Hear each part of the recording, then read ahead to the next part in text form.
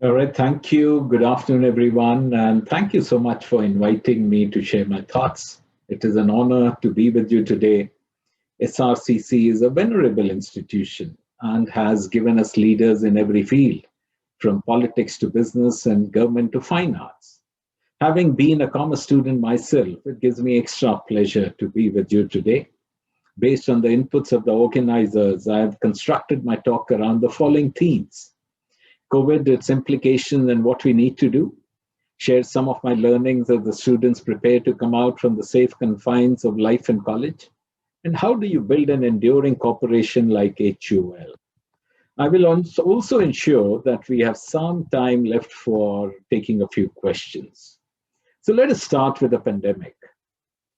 Till date, globally, we have had about 130 million cases and nearly 2.85 million people have lost their lives.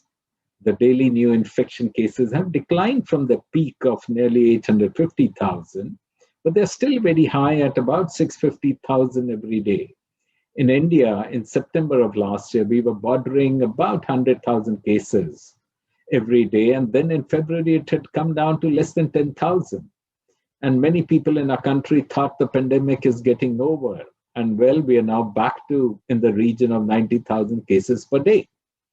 We must realize first and foremost that the pandemic is not over anywhere unless it is over everywhere.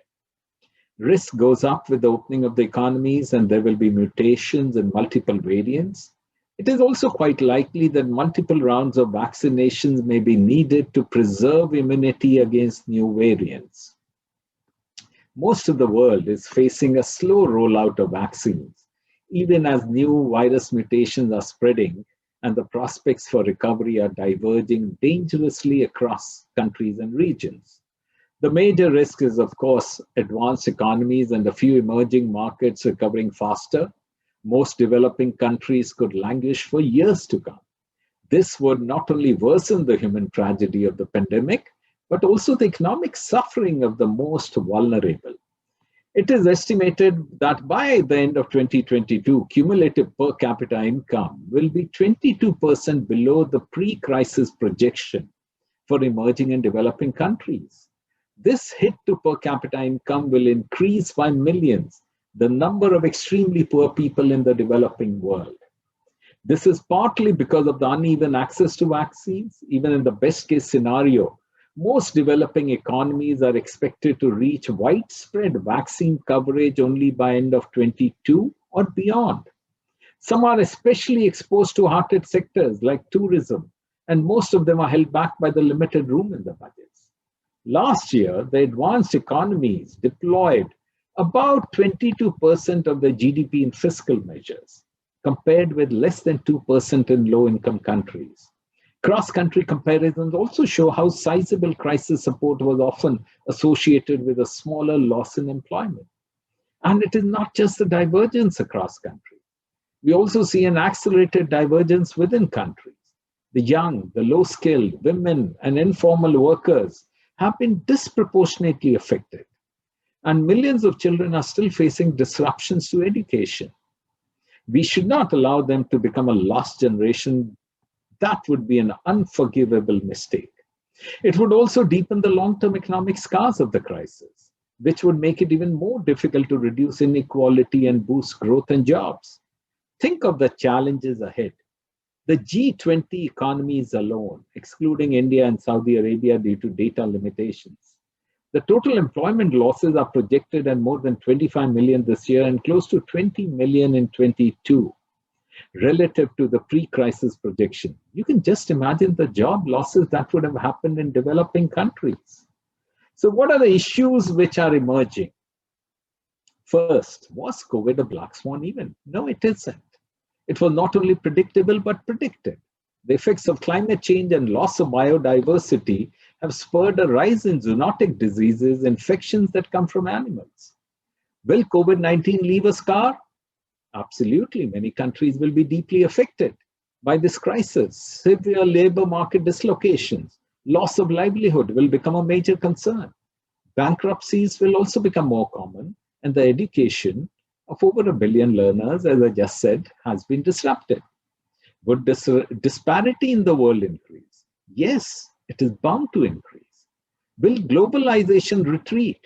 In recent years, we have seen a trend away from globalization, with countries becoming more parochial. The COVID-19 crisis has accelerated the trend towards nationalist policies. Global and regional partnerships are being put to test. Multilateral organizations like WHO have been marginalized. Will the world remain turbulent? I believe so. The other potential crises stampeding towards us include climate change, social and economic inequality, ocean and ecosystem collapse, water scarcity, amongst many others. So it does beg a question, what does the world need to do? First, of course, step up efforts to end the health crisis and strengthen globalization. We need much stronger international collaboration to accelerate the vaccine rollout in poorer countries. Additional financing to help them secure doses. The economic arguments for coordinated action are overwhelming. Faster progress in ending the health would benefit all countries, including the advanced economies. All of us need all of us and not some of us. The reality is that this is not a one country problem, nor can one country solve it. It'll require the collective efforts of the world community. Second, we need to step up the fight against the economic crisis. Led by G20 countries, the world has taken unprecedented and synchronized measures of nearly $14 trillion in fiscal actions. The governments need to build on these efforts by continuing to provide support appropriately calibrated and targeted to the stage of the pandemic, the state of the economies, and the policy space. The key is to help maintain livelihoods while seeking to ensure that otherwise viable businesses do not go under. This requires not just fiscal measures, but also maintaining favorable financial conditions through what is called accommodative monetary and financial policies. Third, step up support to vulnerable countries and vulnerable people. Given the limited resources and policy space, many emerging markets and low-income nations could soon be faced with an excruciating choice between maintaining macroeconomic stability, tackling the health crisis, and meeting people's basic needs. The increased vulnerability not only affects their own prospects for recovery from the crisis, but also the speed and the scale in which the global crisis can be solved. Because if we don't solve the crisis in one country, we will find it very difficult to solve the crisis in other countries. So the first step is, it begins at homes. The government's raising more domestic revenue, making more public spending more efficient, and improving the business environment. At the same time, international efforts are critical to further scale up concessional financing and leverage private finance, including through stronger risk-sharing instruments. The alternative is to leave the countries behind, the poor countries behind, which would entrench abject inequality. Even worse, it would represent a major threat to global economy. And it would rank as a historic missed opportunity. To ensure a more sustainable and equitable world in the future, the rich and the developed should not shirk away from the responsibility towards the poor and the developing countries. As Mahatma Gandhi said, the rich must live simply so that the poor can simply live. Fourth, progress decisively on climate actions. COVID-19 could potentially halt the progress on climate action. We should get away from procrastination and half measures and work together to flatten the climate curve, take steps to better manage water resources, and keep plastic away from the environment. We should always remember that we have vaccines for COVID-19, but there is going to be no vaccines for climate change. Let me now move to the second leg of my talk. While each one of you will chart a unique voyage, let me share a few lessons from my time navigating the waters in India and abroad, be it in calm weather or during a storm. First, purpose and values. As Mark Twain puts it, the two most important days in your life are the day you are born and the day you find out why. With the world changing at a faster pace than ever before, people feel adrift. They lose sight of who they are and what they stand for. And it is during this turbulent times that finding a purpose and working constantly towards it makes them feel anchored. Throughout your life, you will confront situations that will tempt you towards taking the easier path where you might have to compromise on your values. It may seem innocuous in the short term, but can have devastating consequences in the longer run. Your generation has a great opportunity to practice the highest standards of ethics and values and change the perception about a country. Remember, always tread the difficult path of harder right over the easier wrong. Second, passion. Find something you love to do so much. You can't wait for the sun to rise to do it all over again, said Chris Gardner, the famous American businessman and speaker. Put in passion as your true north in the life's navigation system. Dive into it with full commitment, and you will see how it will help you sail through the mightiest of oceans. Never let the spark of passion simmer, as when everything will lose its relevance, this is where you will derive your inner strength and energy. This is what will keep you going. Don't give in to your fears. If you do, you won't be able to talk to your heart, said Paulo Coelho, the Brazilian novelist. Are you afraid of your failures? If so, you're not the only one. Fear of failure prevents many people from acting, and as a result, reduces their potential success in life. The question is, can you succeed without failing? No, not unless mediocrity fulfills you. The best ways to learn is through failures. When you fail, you learn. And when you fail big, you learn big. Always remember, it's always when you're out of your comfort zone, you continue to surprise yourself as you realize there are gears that you didn't even know existed. Just like fire shapes gold, adversities shape men and women. Don't fear failure. Not failure, but low aim is the crime. In great attempts, it is glorious even to fail. It does not matter how many times you fail. What matters is the resilience you demonstrate by bouncing back from your failures. Fourth, very important, humility and ambition.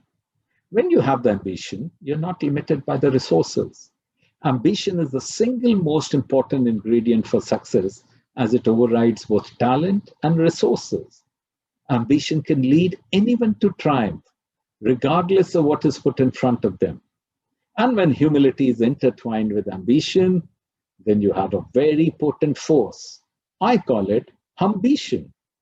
Last but not the least is curiosity and learning. The only way to remain ahead of the curve in an increasingly complex world, which is evolving at an unprecedented pace, is by being relevant. The secret to which is to always be curious and be a student throughout your life, which open new worlds and possibilities. If you don't keep learning and reinventing yourself, how are you as leaders of tomorrow going to reinvent the businesses and enterprises you will be running? You are among the 600 million youth of the country who could potentially change the world. So venture out, experiment, go for knowledge and experiences. Never be daunted by the challenges. Let me now come to the company I lead and love, Hindustan Unilever. At HUL and Unilever, we have three fundamental beliefs: companies with purpose last, brands with purpose grow, and people with purpose thrive. At HUL, it has always been much more than just selling soaps and soups. We are unified by a shared belief in the purpose of a business. Our purpose is very simple: to make sustainable living commonplace, meaning we want to democratize sustainability. We believe that our commitments towards climate, nature, and society are integral to the business. The Unilever Compass, a strategy for sustainable growth, aims to build a healthier planet and the society as we grow the business. The Compass has several time-bound commitments that we believe will help to address the challenges and building a more sustainable and equitable world. Unilever has been at the forefront of propagating and living with what is called the multi-stakeholder and the long-term compounding model. We have demonstrated that when we focus on consumers, customers and suppliers, our employees, the planet, our society, then shareholder wealth does get created. We have remained the preeminent FMCG company in the country for over 8 decades. And we are the fifth most valuable company in the country today with a market cap of $75 billion. Profits through purpose is what we have demonstrated. We also believe that our brands are a force for good. And the evidence is clear and compelling that brands with purpose grow faster. In fact, we are prepared to state that in the future, every HUL brand will be a brand with purpose. The great work done by brands such as Lifebuoy, Dove, Vaseline, Brook Bond, Surf Excel, Horlicks, Clinic Plus, amongst others, show the huge impact that brands can have in addressing an environmental or societal issue. Our brands just don't talk about taking action that demonstrates the commitment, but very importantly, they act to make a difference. To ensure that companies are led with purpose, we of course need leaders that are purpose-driven. At Unilever, we believe that our brands with purpose grow, but this is only made by people. Therefore, it's just as important that people with purpose thrive within a company. Whether you are a human spark, igniter, a talent catalyst, or a digital disruptor, we encourage our employees to live their purpose every day. Be yourself. At Unilever, we don't just say it, we celebrate it. At Unilever, employees aren't just comfortable being themselves at work, they're encouraged to do it. Here, you don't need to change to be successful. Our leadership plays a vital role in ensuring that everyone is valued, included, and brings the best passion into the workplace. We work hard to build a strong sense of community by tapping into the thoughts and experiences of every Unilever employee. Through this, we foster an inclusive culture, provide leadership, professional development, and networking opportunities. We have been an employer of choice for several years now, which enables us to attract the best talent the country provides, and we then make them better. Last but not the least, while the source of some of our capital is Anglo-Dutch, our ethos at Hindustan Unilever is Indian. Our heart beats for India, and we align ourselves with a national agenda. This philosophy manifests in different ways, whether it is helping develop over 130,000 women entrepreneurs in deep rural India, whom we call as Shakti Ammas, or working in over 11,000 villages, democratizing water management and creating a water potential of 1.3 trillion liters, which can meet the drinking water needs of the entire population for a year, or providing over 400 CXOs to corporate India who proudly wear a badge trained by Hindustan Unilever. On that note, let me now open it up for questions and answers. Thank you, sir, for such a wonderful session. I'm sure everyone here realizes the importance of unity to get through the crisis and also how to go about life in general. Now we'll have a Q&A session by Mr. Adarsh. It will be moderated by Mr. Adarsh Raj, a third-year student of Shri Ram College of Commerce, Delhi University. Over to you, Adarsh. Hi, Adarsh. Hello, sir. Firstly, a very good afternoon, sir, and thank you for inspiring the students through your address. Not at all. Conclave, SRCC are immensely proud to have you with us. With thousands of students waiting to hear your words of wisdom, let us start with the round of questions, sir. Please, go ahead.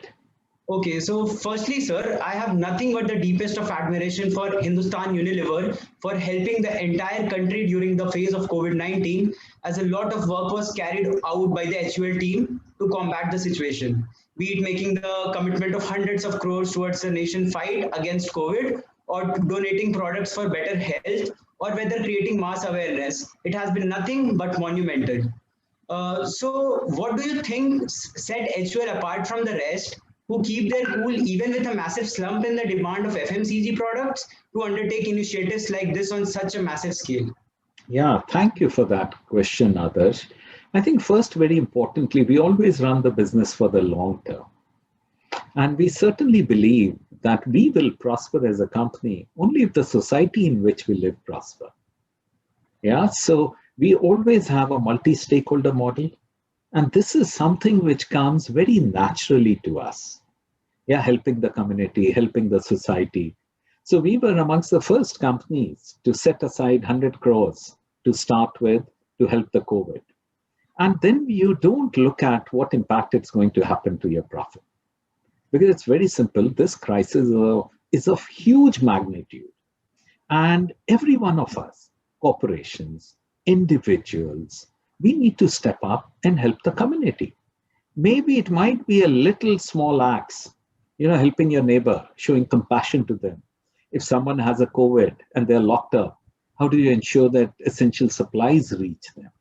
I think only if all of us in the country put the country first, then we will make our country into a real great country.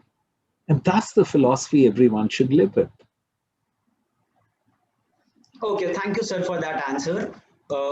My second question to you would be just a follow-up question to this. So if you have to define HUL in a word, what would that word be? May I use two words? Okay, sir. Let's have two words for HUL. So I would call HUL compassionate capitalist. Okay, that sounds really great. Okay, sir. The next question is, with COVID hitting us and online marketplace reaching a bigger chunk of retail space pie, and the fact that people are moving faster towards online platforms to purchase their daily needs as well, and with large conglomerates bringing up their super apps, Reliance being a key example, and also supermarkets are going online. So basically, digitalization is rapid here. So do you think the focus of large FMCG companies now shifting from mom and pop kirana stores or brick and mortar models like Big Bazaar, Reliance Fresh will shift to more online platforms? Oh, that's such a fabulous question, Adarsh. Most investors and analysts ask me this question. And I'm so happy that a young man like you have raised this question. Thank So you, let me take a minute to give you a construct of the Indian market. Yeah. If you look at it, the e-commerce is about 5% of the market. The modern trade, like the big bazaars, the Reliance stores, etc., they would be about 15% of the market. And then there would be the institutions, like the army stores, what we call it, the canteen stores department, etc. That would be another 3-4%. The balance 75% of the market is still what we call as the general trade, the mom and pop stores, the kirana stores. And during the COVID crisis, two channels stood out. One was, of course, the e-commerce, because of the convenience, because of the assortment, and very logical. The second was the proximity stores, or the mom and pop stores, or the neighborhood kirana stores, because people suddenly realized the benefit of your neighborhood store. You could call them up, they would send a person, deliver it to you within half an hour. Yeah. So these two channels prospered a lot. And if you were to ask me to do a bit of crystal ball gazing and say, how will these channels evolve? Then I would certainly see in the next few years, e-commerce moving from 5% to at least 10%. Modern trade, once the pandemic is done, it will again regain its sheen, because in India, people love going for shopping. And modern trade gives you a great environment. You can touch and feel, you can move around, see a movie in the mall, go and do your shopping, etc. So they'll come back. But I think instead of hypermarkets, it would be the smaller supermarkets which will blossom. And then when it comes to general trade, the main essence of your question, they're not going to go away in India. Just to give you an idea, in India, we have about 10 million stores. 10 million stores means about 100 million people, the dinner on the table is brought courtesy the stores. So not just from an economic point, but also from a social perspective, we need the stores to thrive. The difference is going to be, these stores are going to be increasingly connected stores. They'll be stores which will be adopting technology. Just to give you an idea, Adarsh, we have an app called Shikhar app. Pre-pandemic, we had less than 100,000 kirana stores who had adopted this Shikhar app. Within a year, it has crossed 500,000. Yeah, because they also want to be technologically savvy. They want to be connected. They want to do better service. So that's the kind of ecosystem India will have. Okay, sir, that was my question. Moving to the next question, sir, that we have. Uh, so, sir, Unilever in general is amongst the world's biggest FMCGs, and it has been the same for years and years consistently. So, have you ever thought that if you become too big to fail, how do you manage to keep it lean, keep it intact, and make sure that in the end it is a family with people who have a sense of belongingness? Absolutely. That's another wonderful question. No wonder SRCC is such a wonderful college. It breeds great youngsters who ask such pertinent questions. You're absolutely right. Today, it is not about big beating the small. It is more about the fast beating the slow. So a big company, the advantages are massive because it gives you scale, it gives you resources, but you need to have the soul of a small company. Yeah, agility and speed are very important. Just to give you an idea, what have we done in HUL? A few years back, we adopted what is called as the winning in many India strategy, where we broke up, because India is not homogeneous, it's very heterogeneous, right?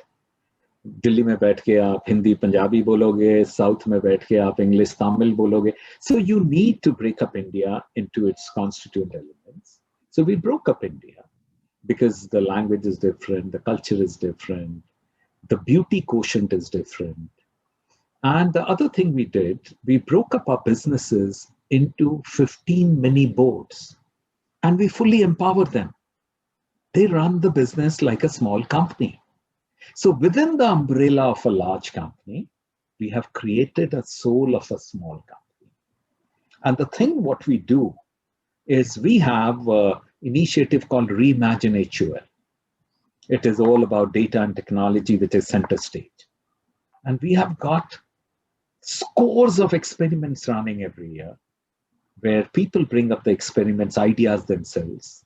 We create capacity and resources for them to work on it, which will redefine the HUL of the future. So you're absolutely right. Size will not define us. Are we able to reimagine and reinvent us? That is what is going to give us longevity. And I believe HUL is reinventing itself. Okay, sir, that really sums up the entire belief of HUL here.